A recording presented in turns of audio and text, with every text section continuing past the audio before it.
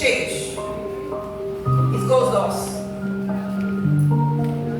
Heraclitus of Ephesus once said, change is the only constant.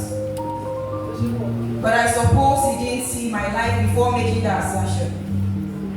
How could change be the only constant? Yet I've been drinking garri for months with no breakfast or bread and tea to munch. Change cannot be the only constant. Change is not constant. Several prayers have gone into the night, yet I still do not have enough to start calling night and day with enough to spray. Change is not constant. My project's been waiting for investors, a profitable partnership, but all I get is, you're sorry, you've got no sponsorship. All save me, the change is constant. But for my side hustle that should have grown into a multi-million-dollar business still struggles to make 2,000 naira a day without hassle. In fact, the last time I heard, keep the change, was when I helped as a teenager. That's even another story I do not want to remember. So what's that clamor about change is constant? Okay. Maybe I'm mistaken. Maybe, just maybe, change truly is constant. But some lives are just the direct opposite of that constant. My life, your life. We keep our hopes high, waiting to witness change when there's been no evident shift in our approach and way of doing things. Still, it's our usual to attend conferences, pass comments about how fireful they were, but never got the fire enough to act on the result gotten. Journal full of ideas, waiting for a miracle to bring them back to their feet as their writers have kept them paralyzed on the sheet. I wish you would lend your ears to your king. Ears on keeping page, your king's been crying out for help from within your notes, but you keep shutting them away till the next event unfolds. And just when you King's silent prayers, God's answered. You already made it into this room. Catching fire right, left, and center, waiting to give the feedback of how loaded each speaker was. In your words, Speaker 1 didn't leave crumbs on the table. Speaker 2 kept shaking the tables of ignorance, even almost broke the legs. Speaker 3 immensely blessed me. I almost cried. Speaker 4, in fact, all speakers were just talking directly to me. I found my feet right back in purpose. I'm glad I made it here. I'm glad I made it here. Testimonial appreciated. Now, we all are asking you, what next? Preserving these ideas in the freezer, hoping to get extra push to heart, will not win you a goal in the keeper's net. Don't be a block of ice that refuses to melt despite being fired up on every side. And no, this is not the time for you to switch off.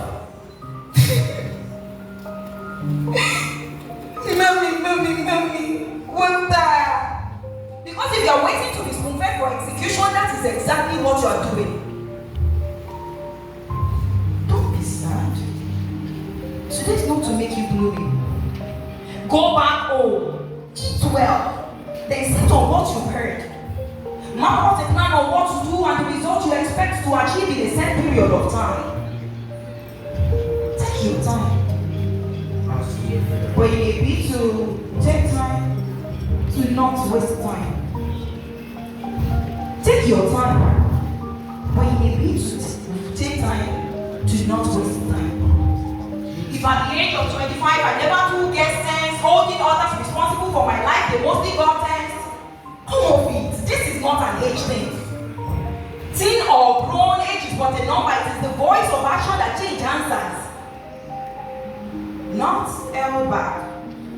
Colonel Sanders started franchising Kentucky Fried Chicken, KFC at 62. Refusing to limit his resourcefulness by age, Mosiah Bridges reportedly started most roles at age 9. How about Vicky James, who was raised in Ajekole, launching a brand from her mom's living room to being named on Forbes Africa 30 on the 30 or before 2030.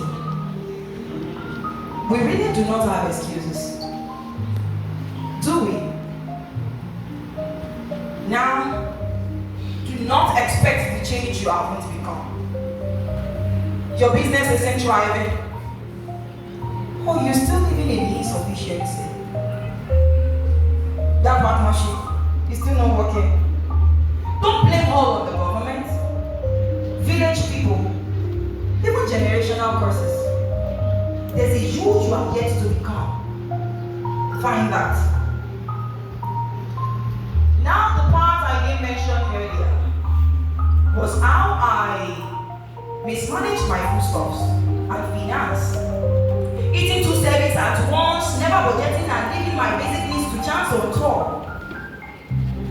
The part that I kept praying truly, but actively moved an inch purposefully to work out the life I really wanted.